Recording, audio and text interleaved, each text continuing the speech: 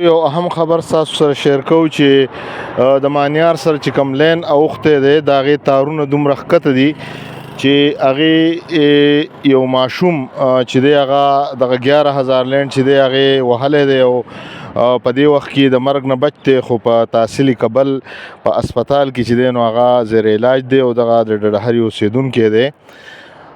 د هغه ځای کونسلر نادر خان صاحب زموږ سره په لاین دی، په دې حواله هغه موږ ته تفصیل راکوي. نادر خان صاحب د وخت راکولو ډیره زیاته مننه.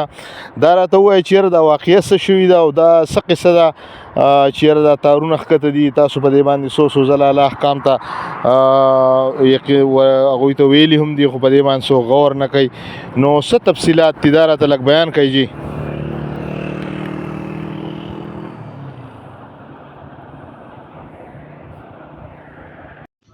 ډیره مننه ذاکر صاحب، تاسو د MP نیوز، تاسو د ټیم د ټولو ډیره مننه.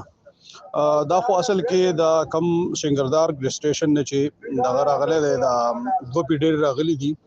یو زموږ ډډارا ایکسپریس دی، دا سوري شموزو ایکسپریس دی، او بل جی دغه دی دا کوزه باخیل ته چې کمپیوټر تللی دی.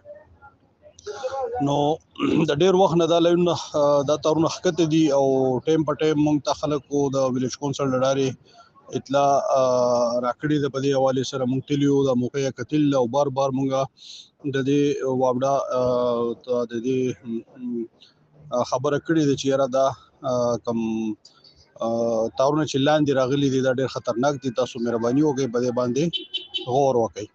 نو وابډا هم زموږ سره کومک کړی دی او هغوی سره کم چې دي کې پولونه لګي هغه مهیا کړي دي، خو دغه یو مسله ده چې یاره هغوی زموږ سره نور وسایل نشته او متعلقه د دغه دوه پیډرو خلک ترې راوځي او چې دا موږ په شریکه سره برابر کو. نو د افسوس خبره ده چې دونه ادارې دي او دونه غټه وابډه ډېر لوی اداره د ملک او د ملک بجلی بیړۍ په سر اغستې ده، خو چونکې اجارهداري ده د وابډا، نو مقابله سره په پاکستان کې بل اداره نشته. نو د دې خپل منمانیان دي چې څه کوي جو هغه کوي او ولس دغه شانتي بیا سری دي. دا خو شکر ده چې دا ماشوم الله خیر کو او د مرګ مار نه بچ شو، وسوم زیر علاج دی په کابل اسپیټال کې.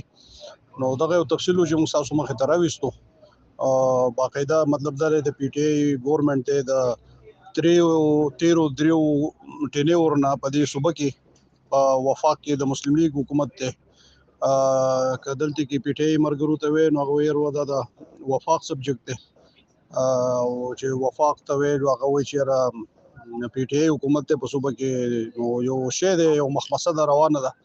الله دې خیر کې چې اوس پوری طور په دې باندې کار وکړي شي او کنه کېږي نو بیا به کوشش دا کوو چې موږ باقاعده پولیس سټیشن کابل کې د خلاف FIR وکړو.